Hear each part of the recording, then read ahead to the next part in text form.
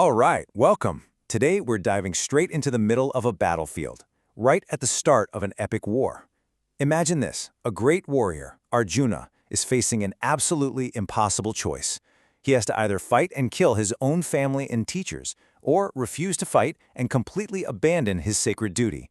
And it's right here, in this moment of total crisis, that his guide, Krishna, begins one of the most profound conversations in history about what to do when every single choice feels wrong. So let's get right into it. Krishna doesn't start with some big, lofty philosophical argument. Nope, he starts with something intensely personal, something social, reputation. He tells Arjuna, look, for someone like you, someone everyone respects, the shame of running from your duty is a fate way, way worse than just dying on the battlefield. The stakes are set incredibly high, right from the get-go. So let's break down Krishna's first major point here, the crisis of just doing nothing. He frames Arjuna's potential retreat not as some kind of noble moral choice, but as a direct path to a dishonor that's actually worse than dying. And it all starts with the devastating social fallout. And man, he lays it out in brutal detail. He says the other great warriors, your friends and your enemies, they're not going to see your moral dilemma. They're just going to see a coward. All that respect you've spent your entire life earning, it's going to evaporate and turn into contempt. And your enemies? Oh, they will have a field day, slandering your name, mocking your skills forever. Krishna basically asks, what could possibly be more painful than that? So doing nothing, he argues, isn't a safe choice. It's a surefire way to a legacy of total shame. Okay, so after painting this incredibly bleak picture of inaction, Krishna just completely pivots. He shifts gears from the social consequences to a purely logical argument.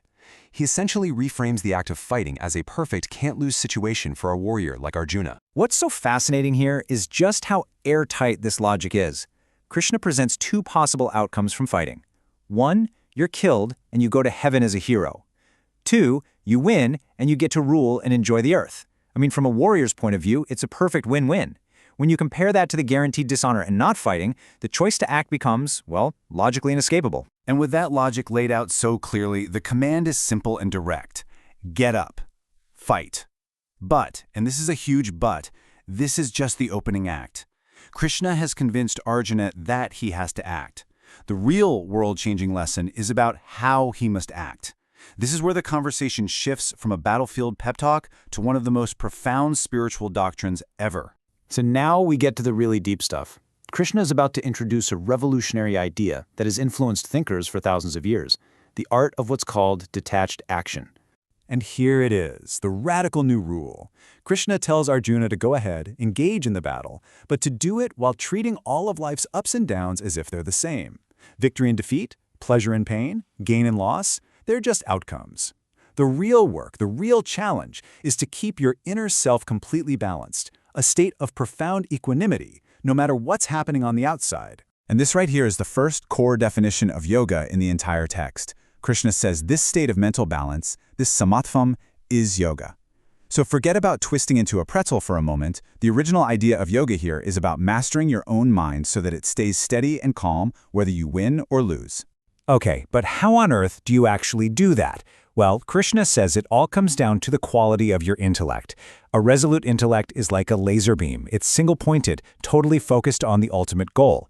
The opposite, the irresolute intellect, is more like a disco ball, scattered, with its energy fragmented across countless worldly desires, always chasing the next shiny object. He then warns Arjuna about a specific trap that keeps the intellect scattered, what he calls the flowery words of scriptures that promise all sorts of rewards for doing certain rituals. You know the type. People hear that if they do X, they'll get wealth or power or a spot in heaven, and they become totally consumed by wanting those results. And Krishna argues that this very attachment to the outcome is what keeps their minds from ever achieving that laser-like focus needed for true yoga. And this brings us to what is quite possibly the most famous and powerful verse in the entire Bhagavad Gita. This is the heart and soul of what's known as karma yoga. Krishna makes it absolutely crystal clear. You have a right to your work, to your effort, to doing your duty. But you have absolutely zero right to the fruits of that work, the outcome, the result. It's simply not up to you. Now, this clarifies two super important points. First, don't let the prize be your motivation. Your motivation should be the excellent performance of the duty itself, doing the job right for its own sake. And second, this isn't some loophole to get out of doing things. Being attached to doing nothing is just another kind of trap. The real path is to act, but to act with a totally new, liberated mindset that's focused on the quality of the action, not the result. So this raises a pretty big question, right? If you're not supposed to be motivated by getting good results, then what's the point?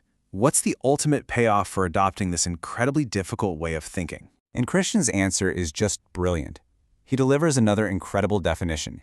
He says to strive for yoga because yoga is skill in action. This just reframes everything. This path isn't about being passive or indifferent. It's about achieving such a high level of mastery and focus that you can perform your duties perfectly, precisely because your mind isn't all agitated worrying about whether you're going to succeed or fail. And the rewards for this kind of skillful action? Oh, they are so much bigger than any earthly kingdom or temporary heaven. By acting without attachment, you actually free yourself from the karmic baggage of both your good and your bad deeds. You break out of the endless cycle of birth and death, and you reach a state that is completely beyond all suffering. This is the ultimate goal, total liberation and self-realization. So where does this journey end? It culminates in a state of profound inner stillness. When your intellect is no longer being yanked in 1,000 different directions by desires, when it's no longer confused, it becomes steady, unmoving, and unshakable in deep meditation. This, Krishna says, is when you finally attain true yoga, the direct, unshakable experience of your true self. So this ancient wisdom, it really poses a timeless challenge to all of us.